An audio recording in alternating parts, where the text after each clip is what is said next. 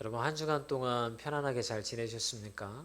오늘 저는 왜 우리는 하나님에게 무관심해지는가 라고 하는 제목으로 오늘도 주님의 말씀을 여러분들과 함께 나누기를 원합니다.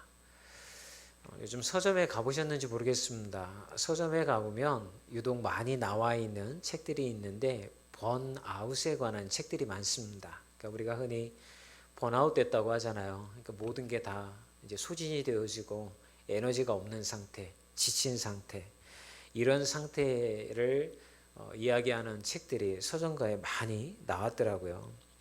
이 책의 내용을 보면 주로 이런 얘기들을 많이 합니다. 아침에 눈을 뜨는 게 두렵다.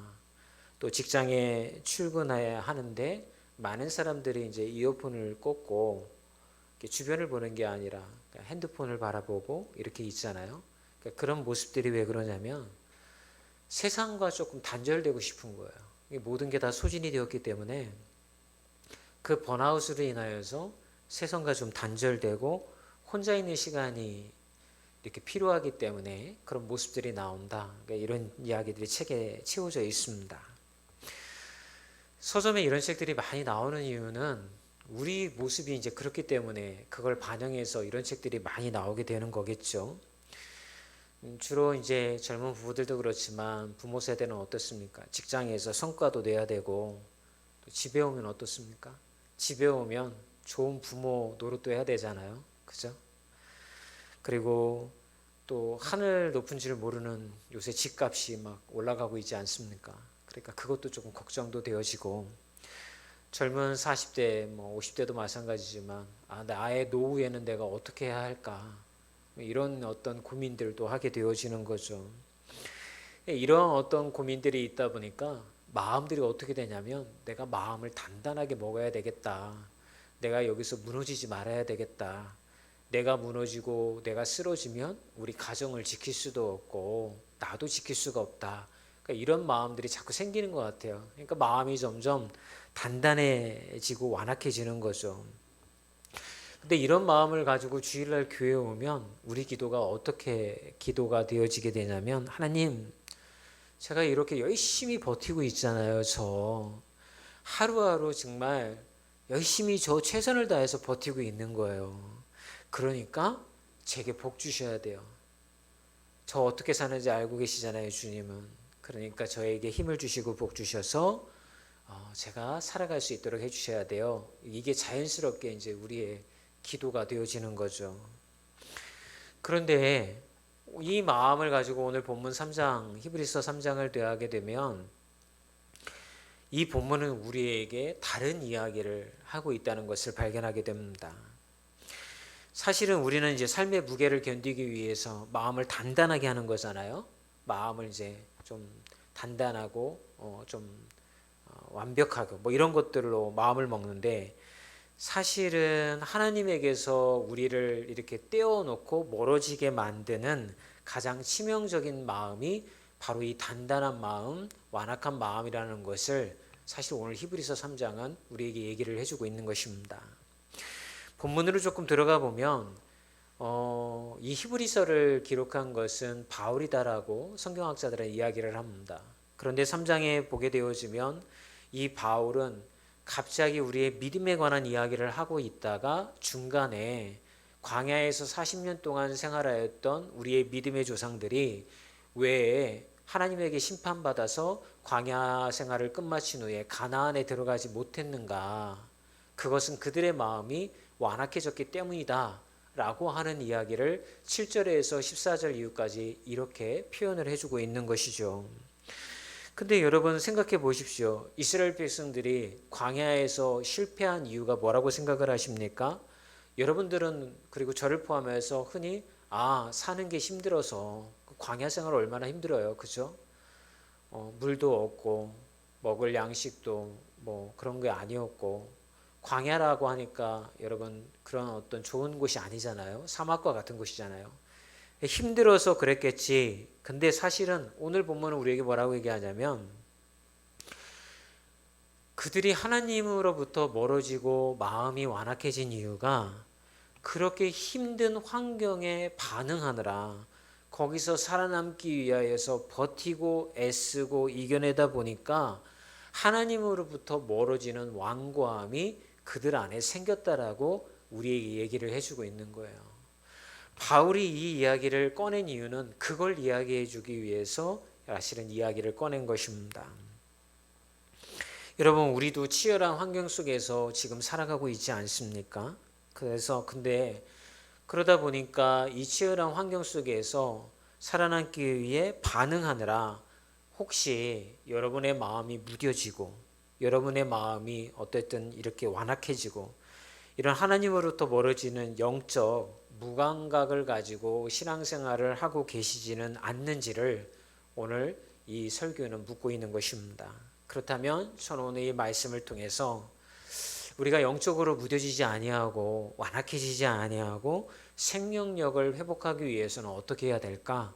오늘 이 세 가지 이야기를 여러분들과 함께 나눴으면 좋겠습니다. 첫 번째는 완고함은 상처받지 않으려는 슬픈 자기 방어라는 것을 깨달아야 된다라고 하는 것입니다. 오늘 8절의 말씀을 보면 8절은 이렇게 시작을 합니다. 함께 읽어볼까요? 광야에서 시험하던 날에 거역하던 것 같이 너의 마음을 완고하게 하지 말라. 이 8절에 기록된 마음을 완고하게 하지 말라라고 하는 이 완고함은 원어로 보나 의학적인 용어로 보게 되어지면 경화증을 완고함으로 표현하고 있습니다. 경화증이라고 그러니까 조금 이해하시기가 어려운데 여러분 발 뒤꿈치에 각질이 생기시죠? 저는 좀 많이 생기거든요. 근데 의사들이 얘기할 때 이 각질이 왜 생기냐면 피가 거기까지 도달을 못해서 그래요. 그러다 보니까 이게 피가 돌지가 않으니까 우리 몸을 보호하기 위하여서 거기를 딱딱하게 만들어서 보호하는 것, 그것을 경화증이다라고 의사들은 표현을 하더라고요.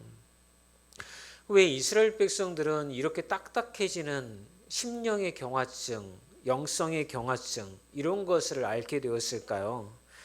그들이 교만해서일까요? 아니죠. 그건 아니고 광야 생활이 참 힘들었습니다. 아시는 것처럼 물도 없고 먹을 것도 없고 길도 험하고 미래가 보이지 않았던 거죠. 근데 이렇게 삶이 힘들면 나타나는 신앙의 장애물이 하나 있습니다. 그게 뭐냐면 하나님 앞에 기대했다가 실망하는 거예요. 이스라엘 백성들은 어떤 실망을 가졌을까요? 야, 이번 한 해만 버티면 내년에는 우리 가나안 땅에 들어갈 수 있을지 몰라.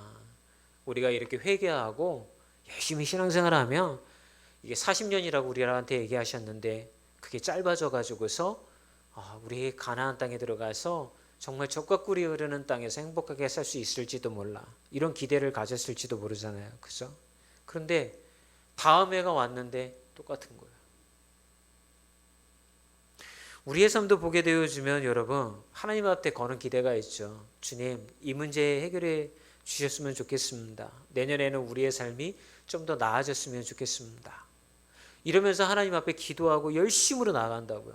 그런데 여러분 하나님이 그 응답해 주시지 않는 것처럼 삶이 변화가 일어나지 않고 환경이 변화되지 않으면 여러분 실망하게 되어지잖아요. 그럼 우리 안에 이 자기 방어 기제가 작동을 하는 거예요. 뭐냐면 내가 이렇게 기도했지만 안 들어주실 수도 있어. 그러니까 미리 자기가 자기를 보호하는 거예요. 그러니까 실망하지 말자. 너무 하나님 앞에 기대하지 말자 하고 마음을 접어버리는 거죠. 그러면서 그들의 마음 가운데 어떤 마음들이 또 하나 생깁니까? 하나님이 계신 건 알겠는데 왜 내 삶은 이다지도 변화가 없는가?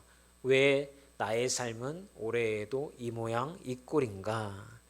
라고 하는 질문들이 남으면서 그 질문에 대한 답을 찾지 못해서 마음이 닫혀져 버리게 되는 거죠.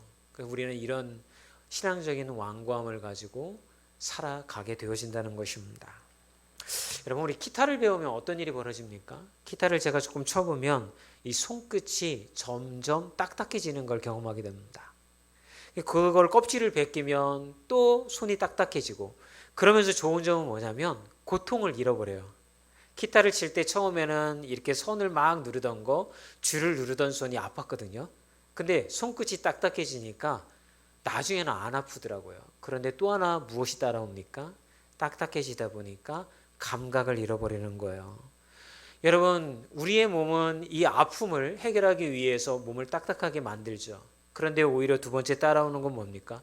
손끝이 감각을 잃어버려서 그 아픔조차도 우리는 느끼지 못하게 되어지는 거죠. 혹시 요즘 여러분의 삶 가운데 이 마음이 딱딱해지는 경화증이 일어나는 부분은 어디입니까? 혹시 직장에서의 부당함 때문에 마음의 신앙에 딱딱함이 있지 않습니까? 또는 가정에서 부부 사이의 불화로 인하여서 오히려 그 문제로 인하여 가정에 딱딱함이 생기지 않으셨습니까? 어떤 분은 재정적인 문제로 인하여서 하나님에 대하여서 더 이상 기대하지 않는 그런 딱딱함이, 경화증이 여러분 내면에 생길 수도 있을 것 같아요.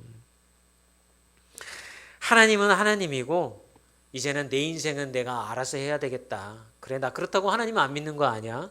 하나님 믿는 건 맞아. 내 안에 신앙도 있어. 예배 드리러 나가. 그런데 더 이상 큰 기대 하나님한테 하고 싶지 않아. 왜?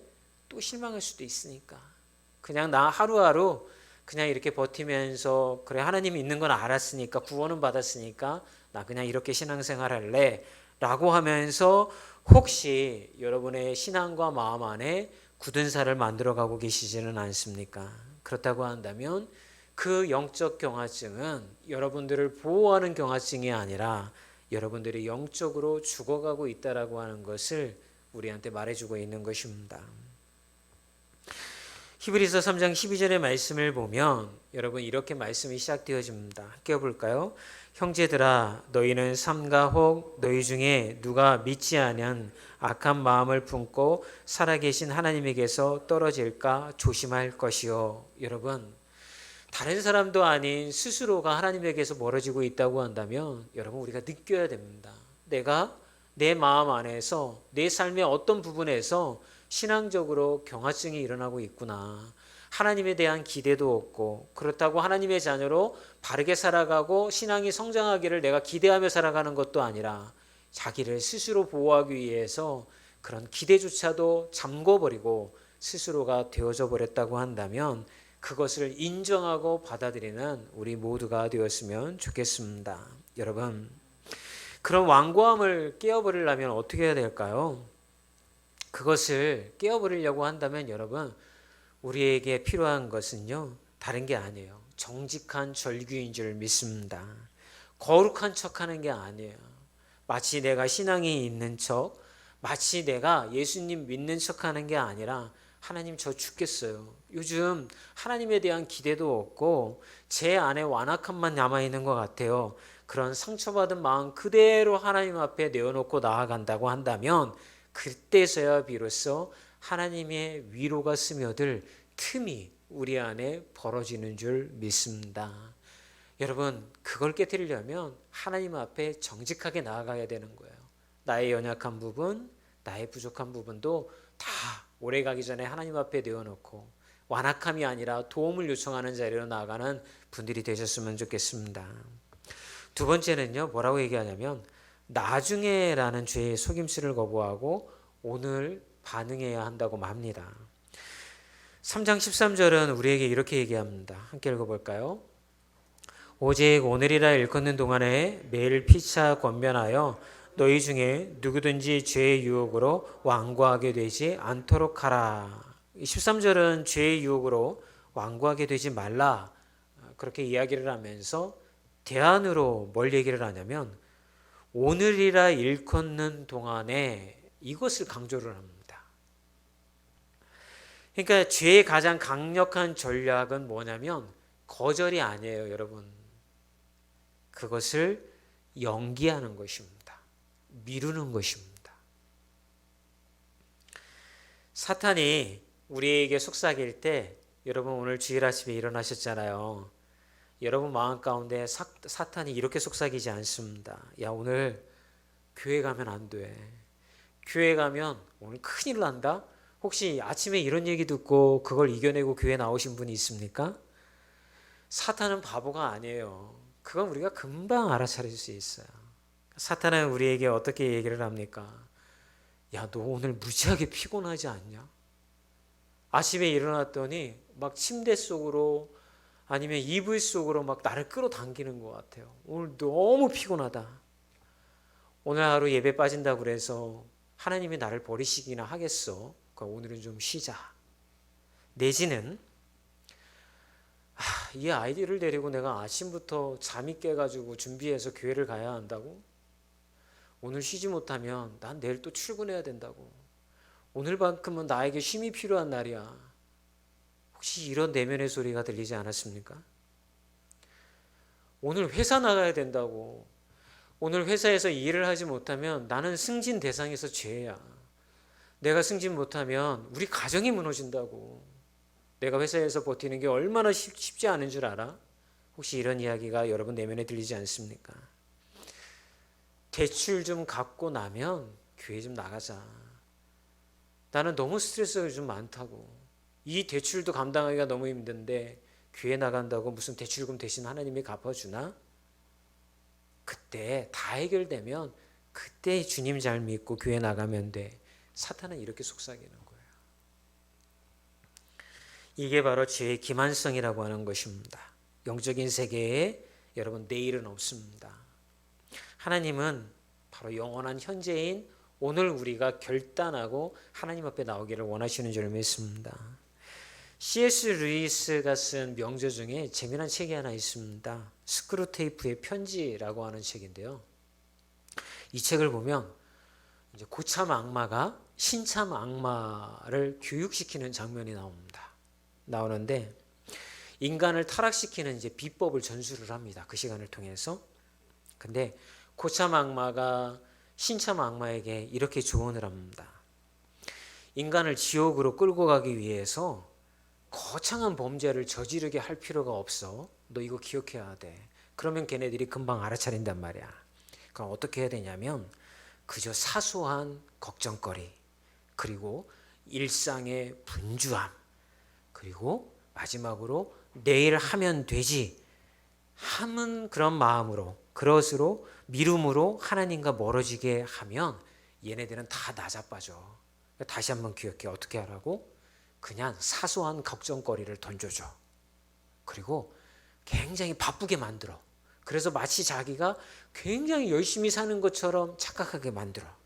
그리고 마지막으로 야 괜찮아 내일 하면 돼. 내일 무슨 일이 벌어지겠어?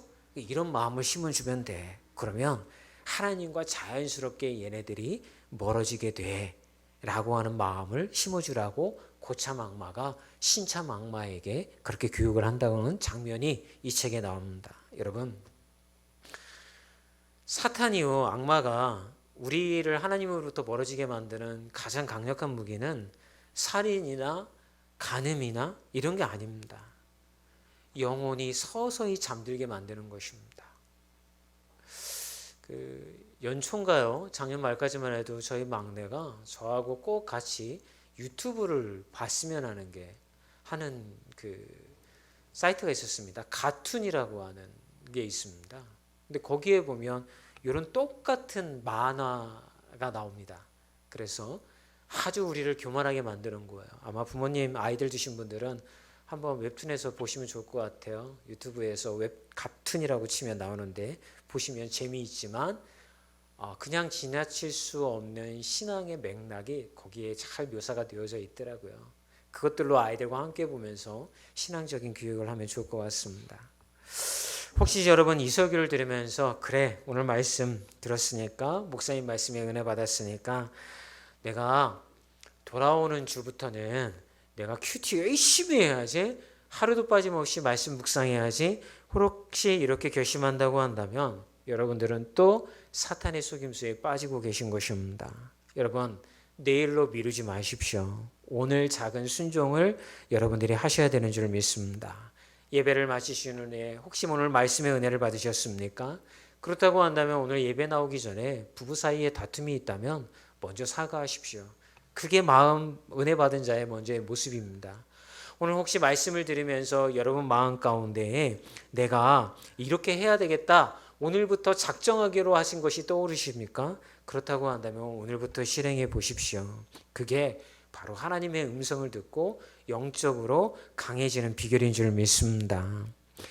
마지막으로 세 번째는 혼자 버티지 말고 서로의 안전망이 되어줘야 한다라고 오늘 본문은 우리에게 이야기를 해주고 있습니다. 13절의 말씀은 간단하게 우리를 이렇게 얘기를 합니다. 같이 읽어볼까요? 13절 시작. 매일 피차 권면하여. 여러분, 신앙은 독하기 불가능해요. 가끔 여러분들이 이렇게 혼자 무언가를 이렇게 하기를 원하시잖아요. 그죠? 힘들고 피곤하기 때문에 그 마음은 이해가 되어집니다. 한 주 동안 여러분들이 직장이나 사람들 때문에 얼마나 많이 치이셨습니까? 하루만은 그래도 혼자만의 시간들을 통해서 회복되기를 원하시는 거 충분히 이해가 갑니다. 그런데 성경은 우리에게 뭐라고 이야기를 하냐면 그 혼자 있는 시간이 자기를 보호받는 시간으로 여기지 아니하고 오히려 교회로 나와서 다른 사람들과 함께함을 통하여서 여러분들의 약함을 드러내라고 우리에게 이야기를 해주고 있다는 것을 기억하셨으면 좋겠습니다. 여러분, 교회에 오면 목장 모임 하시잖아요. 근데 목장 모임 부담스러우시죠? 하나도 안 부담스러우신 분들은 교회 생활을 오래 하셨을 분들이라 그런 거예요. 신앙생활 오래 하지 않은 분들이나 내지는 우리 교회에 온 지 얼마 안 되는 분들은 솔직히 목장 모임 굉장히 부담스러운 모임입니다.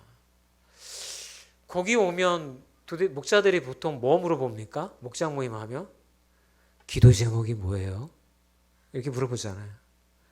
그럼 우리는 벌써 방어 기제가 작동을 딱 하는 거죠. 네, 그냥 건강하게 살아갈 수 있도록 해주시고요. 그냥 평안하게 살 수 있도록 기도해 주세요. 속내를 털어놓지 못합니다. 근데 이게 뭐라고 할 게 못 돼요. 왜냐하면 우리가 살아가는 한 주 동안의 일상은 자기를 가리는 데 익숙해져 있는 거예요. 여러분들의 약함을 세상에 드러내면 세상은 여러분들을 어떻게 하나요? 짓밟습니다. 그래서 틱톡이나 이런 거 보면 다크 심리학, 사회생활 잘할 수 있는 다크 심리학 이런 거 많이 이렇게 나오잖아요. 사람들로부터 얕보이지 않는 방법. 누군가 당신을 무시하면 그 사람에게 이렇게 대응하라. 그 중에 한 가지 팁이 이거잖아요. 누군가 여러분들을 우습게 알면 그 사람을 아무 말을 하지 말고 3초간 지그시 그의 눈을 쳐다봐라. 팁이 좀 됐습니까? 네. 관계가 깨지는 거예요, 그거는. 이런 이야기들이 나오는 이유는 왜 그래요? 우리의 약함을 세상 가운데 드러나면 세상에서는 우리가 그 사람들에게 먹힐 수밖에 없다라고 하는 것을 반영해서 우리에게 이야기를 해주는 거예요. 근데 여러분, 그런 것에 익숙하게 사시다가 주일날 오늘 나오셨어요. 그런데 목자가 물어봐요. 기도 제목이 뭐냐고.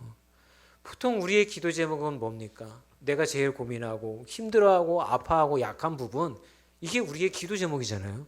근데 그거를 드러내라고 하니까 여러분 쉽지 않은 거죠. 그런데 오늘 성경 말씀은 우리에게 뭐라고 얘기를 하나요?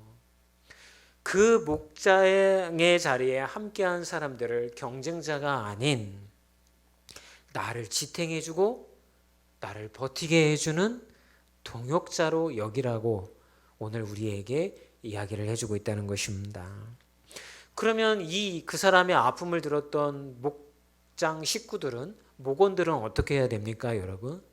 그 사람의 이야기를 듣고 나서 속으로 생각하기를 이런 문제 있대. 그 얘기 듣고 나서 집으로 가가지고서 누구랑 전화 통화하면서 오늘 우리 교회에 누구에게 기도 제목 들었는데 뭐 그런 게 있었어. 힘들어하나 봐. 이러면 절대 안 되는 거예요. 여러분, 그런 모임을 할 필요가 없는 거예요. 여러분, 요즘 왜 신방이 사라진 줄 압니까? 옛날에는 교회 새로 등록하면 반드시 신방을 갔습니다. 신방 대원들을 가지고 갔단 말이에요.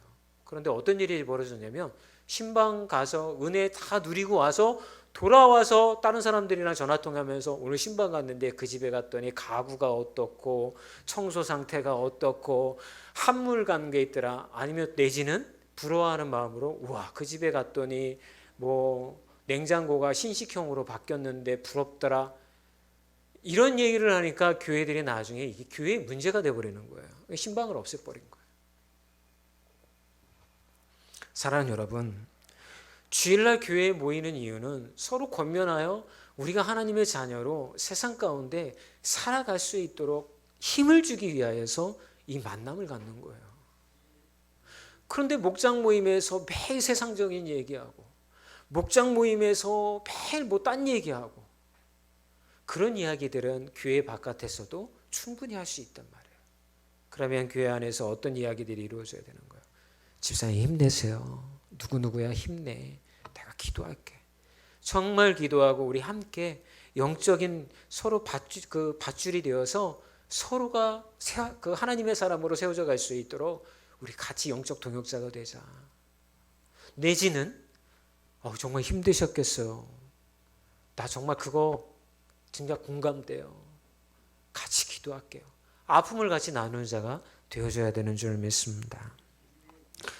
등산을 가면 높은 산을 올라가는 그 산을 올라갈 때 등반가들은 서로를 위하여서 로프를 매준다고 합니다. 그렇게 매주는 이유는 다른 게 아니죠. 한 사람이 올라가다가 떨어지면 그 사람이 나와 같이 메었던 로프로 인하여 살아남게 하기 위하여서 로프를 매는 거야. 우리는 서로를 위하여서 이 영적 로프를 묶어줘야 되는 거예요. 혼자 신앙생활 하면 너무 힘들어요, 여러분. 무너질 수밖에 없고 언젠가는 떨어질 수밖에 없어요. 올라갈 때도 있죠. 나 혼자 버티며 올라갈 때도 있어요. 근데 언젠가는 떨어진단 말이에요. 그럴 때 그 떨어지는 자를 막아주고 붙잡아주는 자가 누구냐면 우리 교회 안에서 함께 영적 로프를 맸던 사람들, 우리 서로를 위하여서 기도해주며 영적 로프로 서로 묶여 있었던 사람들, 그 사람들로 인하여서 우리가 여러분 주님을 떠나지 아니하고 같이 세워주는 줄 믿습니다. 그렇다고 한다면 여러분 오늘 우리가 해야 될 게 있어요. 영적 허세를 내려놓으십시오. 믿음의 동료가 있고 목장 식구가 있고 여러분 옆에 누군가 있다고 한다면 요즘 회사 일로 힘든 것을 오픈하시고 육아로 너무 지쳐 있어서 기도도 안 나온다는 사실을 오픈하시고 그렇기 때문에 내가 요즘 너무 살아갈 힘이 없어 라고 한다면 나를 위해서 기도해 줘 라고 솔직하게 요청해 주시는 분들이 되셨으면 좋겠습니다. 여러분 그리고요 한 발자국 더 나가면 어떻게 해야 될까요? 주변에 혹시 표정이 어두운 지체가 있습니까? 그러면 한 가지 우리가 조심해야 될 게 있어요. 뭐냐면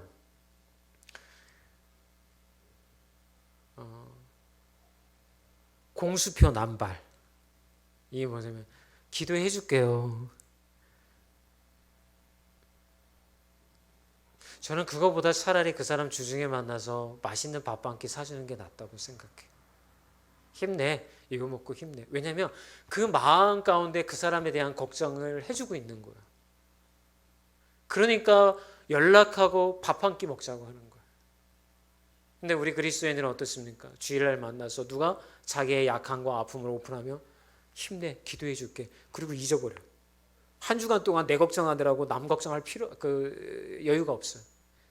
그 다음 주일날 다시 보면 저 사람이 지난주에 뭔 걱정을 했는지 생각도 안 나.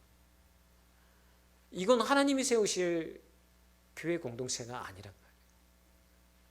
그러므로 여러분 누군가에게 다가갈 때에 누군가를 세워주고 믿음의 영적 로프가 우리 모두가 다 되었으면 좋겠습니다. 3장 14절에 제가 지금 한 이야기를 사도 바울은 이렇게 표현합니다. 읽어볼까요?